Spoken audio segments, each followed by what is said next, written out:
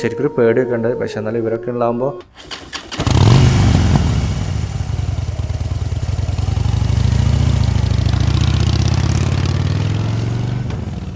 Hi friends, Anees the ബാക്ക് പാക്കറിൻ്റെ മറ്റൊരു വീഡിയോയിലേക്ക് സ്വാഗതം. അപ്പോൾ നമ്മളിതിന് മുന്നേ ഇവിടെ കാസർഗോഡ് എടത്തോട് എന്നൊക്കെ പറഞ്ഞ ഭാഗത്ത് ഉറുമ്പ് ചമ്മന്തി കഴിക്കുന്ന വീഡിയോ കാണാൻ വേണ്ടി വന്നതാണ്. അപ്പം ഇവിടെ വേറൊരു സംഭവം, കുറച്ച് നമുക്ക് എക്സൈറ്റ്മെൻറ്റ് തരുന്ന വേറൊരു കാഴ്ച കൂടെ ഉണ്ടെന്ന് പറഞ്ഞു, ഒരു തുരങ്കം. അപ്പോൾ നമ്മളത് കാണാൻ പോവുകയാണ്.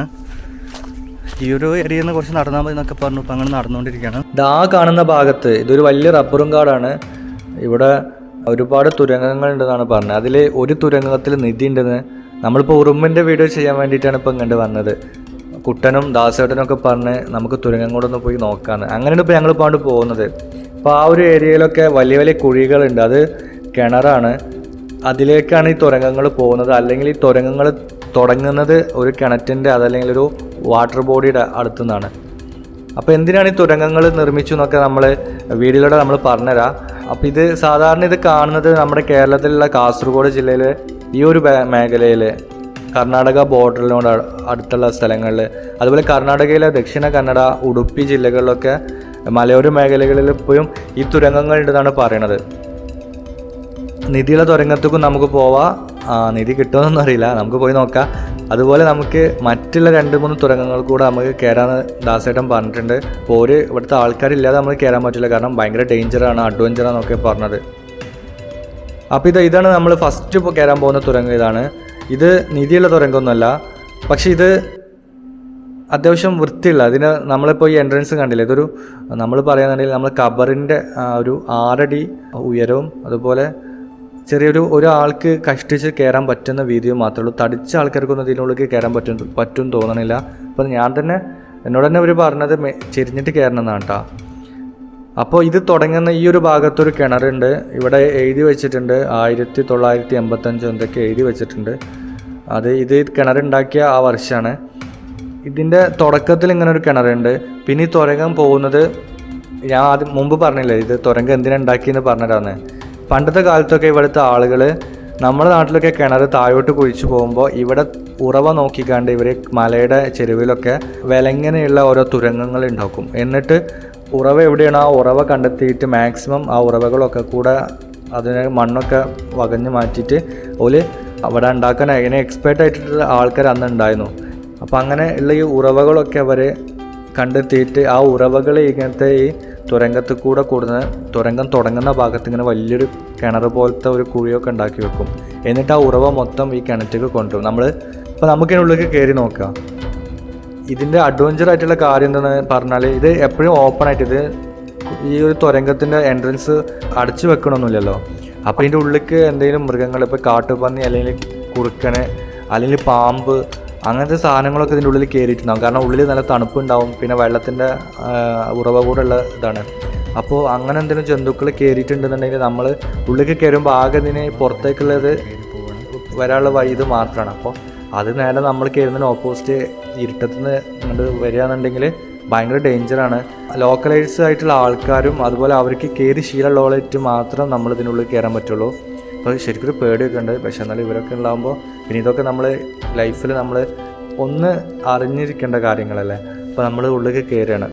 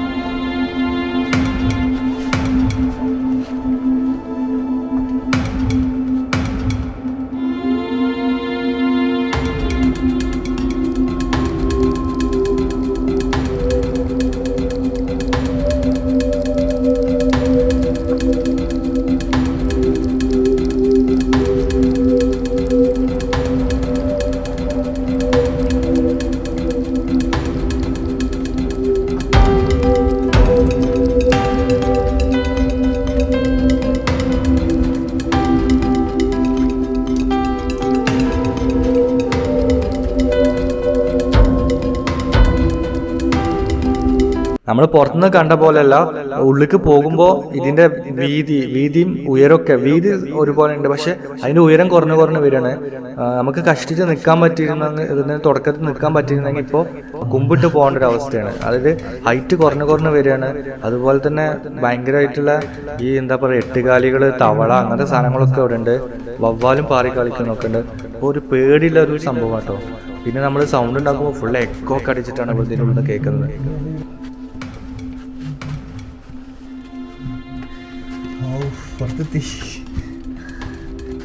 അപ്പം ഞങ്ങൾ ആ തുരങ്കം വഴി കുറച്ച് മുന്നോട്ട് പോകാൻ നോക്കി. കുറച്ച് കഴിഞ്ഞപ്പോൾ തന്നെ അത് ഒരാൾക്ക് കഷ്ടിച്ചത്. ഇപ്പോൾ തടിയുള്ള ആളാണെന്നുണ്ടെങ്കിൽ ഒരിക്കലും അതിൻ്റെ ഉള്ളിലൊക്കെ പോകാൻ പറ്റില്ല. അത്യാവശ്യം തടിയില്ലാത്ത ആളാണെങ്കിൽ തന്നെ ചെരിഞ്ഞതിൻ്റെ മുന്നോട്ട് പോകണം. അപ്പം ഇത് ഈ കർണാടക, കാസർഗോഡ് ഈ ഏരിയയിലൊക്കെ ഈ ഒരു ഭാഗത്ത് പണ്ട് ഇവർ ഉറവ നോക്കിയിട്ട് ഇതുപോലെ ഞാൻ തുരങ്കം കുഴിച്ച് പോയിട്ട് ആ ഉറവുള്ള ഭാഗത്താണ് കിണർ കുഴിച്ചിരുന്നത്. അതുപോലെ വെള്ളം അതിനെടുക്കാനും ഈ തുരങ്കമാണ് ഉപയോഗിച്ചിരുന്നതെന്നാണ് പറയണത്. പക്ഷെ എങ്ങനെ അതിൻ്റെ ഉള്ളിൽ നിന്ന് വെള്ളം എടുത്തൊന്നും അറിയില്ല. ഭയങ്കര റിസ്ക്കാണ് അതിൻ്റെ ഉള്ളിൽ പോകാൻ. ശരിക്കും ഒരു അഡ്വഞ്ചറായിരുന്നു. ഇത് വേറൊരു തുരങ്കം കാണാൻ വേണ്ടി വന്നതാണ്. നല്ല വെള്ളമുണ്ടല്ലോ.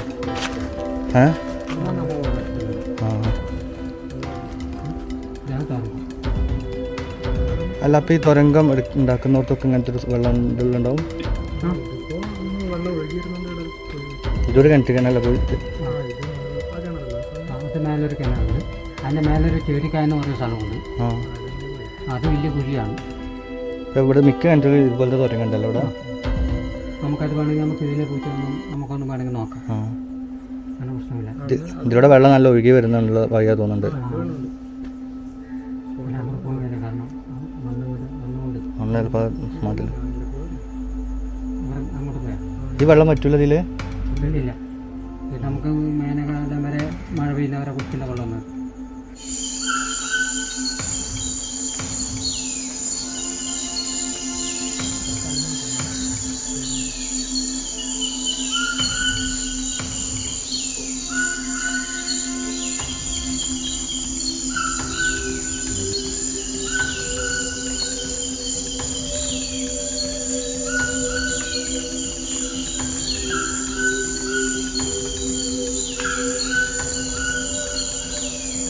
ഇപ്പോൾ ഞങ്ങൾ ഈ തുരങ്കം കാണാൻ പോയതിൻ്റെ തെളിവാണ് ഇപ്പോൾ ബോഡിയിൽ നമ്മൾ ചെരിഞ്ഞ് പോയതുകൊണ്ട് നമ്മുടെ ഈ രണ്ട് സൈഡിലും മൊത്തം ചെകിടുമാണ്. കിണർ പണി കഴിഞ്ഞ് വരുന്ന ആൾക്കാരെ പോലെയുണ്ട്.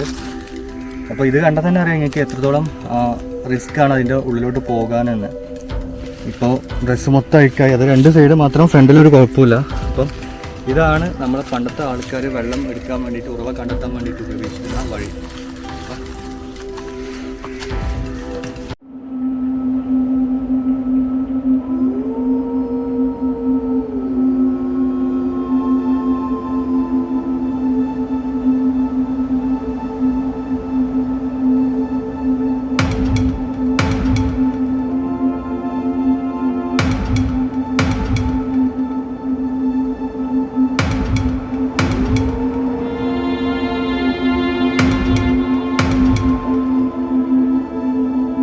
കല്ലുവായ എന്ന് പറഞ്ഞാൽ കുറേ ഔഷധ ഗുണങ്ങളൊക്കെ ഉള്ള വാഴയാണ്.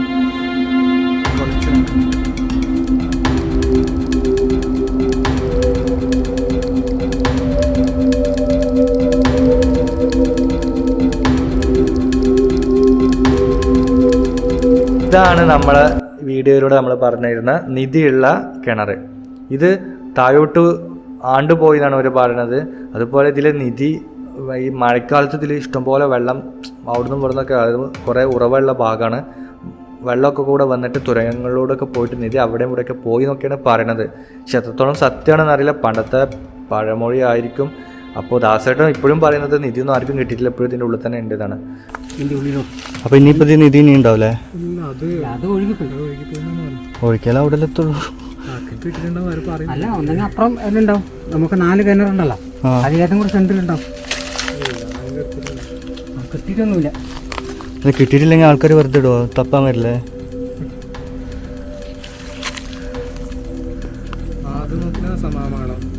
ആ മാളം ഈ മാളം ഒന്നെ. ഇവിടെ ഗോപി ഇവിടെ വരെ വന്നു, ഇതില്ലേ ആടെ വരെ വന്നു. ഈ ഇട്ടൊക്കെ ഇവിടുന്ന് അങ്ങോട്ട് ശ്വാസം ഇട്ട് വരാം. അപ്പോൾ നിങ്ങൾ നേരിട്ട് ഇറങ്ങിയാൽ പോരെ? അങ്ങനെ ഇറങ്ങില്ല, ഇനി നമുക്ക് വാഴുവില്ല, ഇറങ്ങാൻ ബുദ്ധിമുട്ടല്ലേ. പക്ഷെ ഞങ്ങളുടെ നാട്ടിൽ നിധിയൊക്കെ ഉണ്ടെന്നുണ്ടെങ്കിൽ അപ്പം തന്നെ ആൾക്കാർ അങ്ങോട്ട് വേറെ വഴി ഉണ്ടാക്കിക്കൊണ്ട് പോകും. അറിയില്ല, പണ്ടത്തെ ആൾക്കാർ പറയുന്നല്ലേ, ഉറപ്പൊന്നും ഉണ്ടാവില്ല. നമ്മുടെ ദാസേട്ടൻ വേറൊരു തുരങ്കം കണ്ടെത്തിയിട്ടുണ്ട്. എന്താ ഇത്? നേരെ കിണറ്റിക്കാ?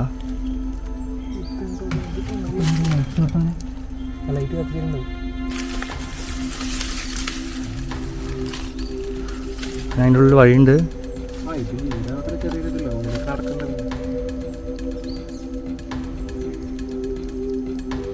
ഒളിവിൽ പോലെ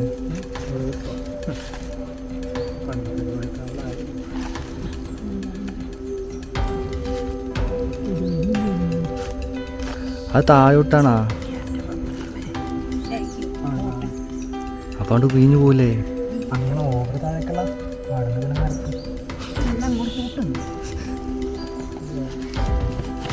ഇതാണ് അഡ്വഞ്ചർ.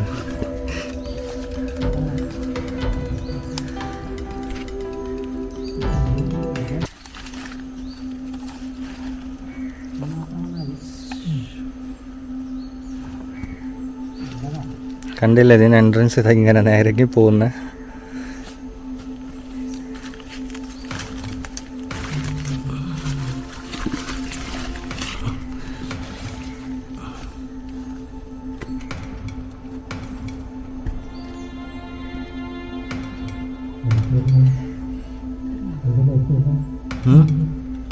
പോട്ടെ.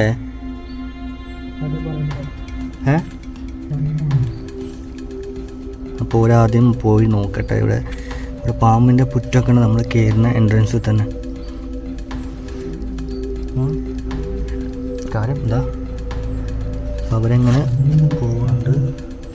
ആ ലൈറ്റ് കണ്ടില്ലേ? എന്താ ആ പോരെ പോരെ പോരെ, സിഗ്നൽ കിട്ടി. ആ ഇനിയാണ് ടാസ്ക്. എൻ്റെ പൊന്നെ. ആ പോണെന്ന് ഒരിടക്കെ എടുത്തിട്ടാ. അപ്പോൾ നമ്മൾ ഇറങ്ങാൻ പോവാണ്. കീഞ്ഞ് ഇറങ്ങാം.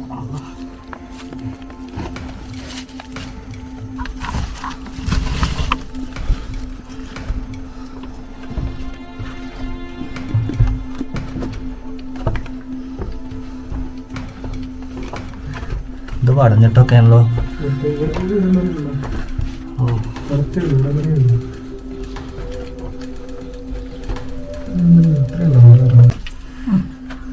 അപ്പോൾ ശരിക്കും അഡ്വഞ്ചർ എന്ന് പറഞ്ഞാൽ ഇതൊക്കെ തന്നെയാണ്. നമുക്ക് മുന്നിൽ എന്താണ് എക്സ്പെക്റ്റ് ചെയ്യാൻ പറ്റാത്ത രീതിയിലുള്ള ഒരു പോക്കാണിത്. 5 അടി ഹൈറ്റൊക്കെ ഉണ്ടാവും. ഞാൻ 5-6 അടിയൊന്നുമില്ല, പക്ഷെ എനിക്ക് കുമ്പിട്ട് പോകുന്നു അതിനുള്ളിൽ കൂടെ.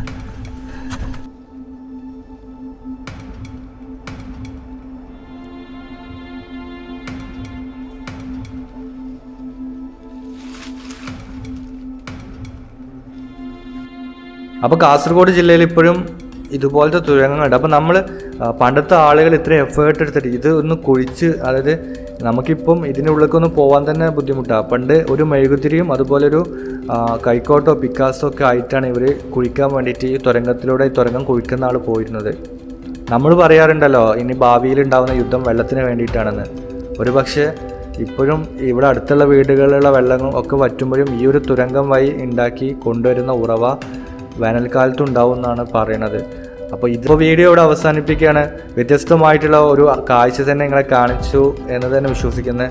അപ്പോൾ ഇഷ്ടപ്പെടാൻ നിങ്ങൾ ലൈക്ക് ചെയ്യുക, അതുപോലെ നിങ്ങളുടെ അഭിപ്രായം കമൻറ്റ് ചെയ്യുക, നിങ്ങളുടെ കൂട്ടുകാരിലേക്ക് മാക്സിമം ഈ വീഡിയോ ഷെയർ ചെയ്ത് എത്തിക്കാൻ നോക്കുക. അതുപോലെ സബ്സ്ക്രൈബ് ചെയ്യാതെ നിങ്ങൾ വീഡിയോ കാണുന്നെങ്കിൽ ഇപ്പോൾ തന്നെ ചാനൽ സബ്സ്ക്രൈബ് ചെയ്യുക, ആ നോട്ടിഫിക്കേഷൻ ബട്ടൺ കൂടെ ഒന്ന് എനേബിൾ ചെയ്യുക. അപ്പോൾ അടുത്തൊരു കിടിലൻ വീഡിയോ ആയിട്ട് കാണുന്നവരേക്കും signing off Anees the back packer.